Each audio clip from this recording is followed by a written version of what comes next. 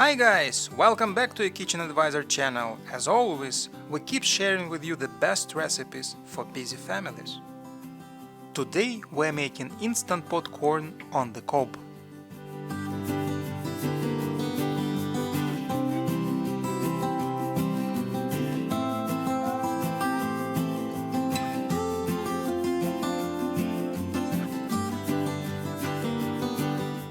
Place the steam rack inside the instant pot. Husk and rinse the corn. Stack corn on the steam rack. Fill the inner pot with 1 cup of water. Depending on the size of the model, you can easily cook up to 12 pieces. In our case, we steamed 9 cups.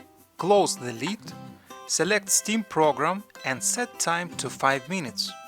When it's done, wait another 5 minutes. Open the pressure cooker using natural release. Take out the steamed corn and add your favorite sauce or dip. Season cobs with salt to your taste. Here is our favorite sauce for the corn. Mix together melted butter, minced garlic, chopped dill and paprika. Spread the sauce over the cobs.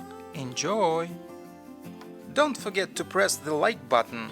If you are new at our channel, consider subscribing so you won't miss any of the best recipes for busy families.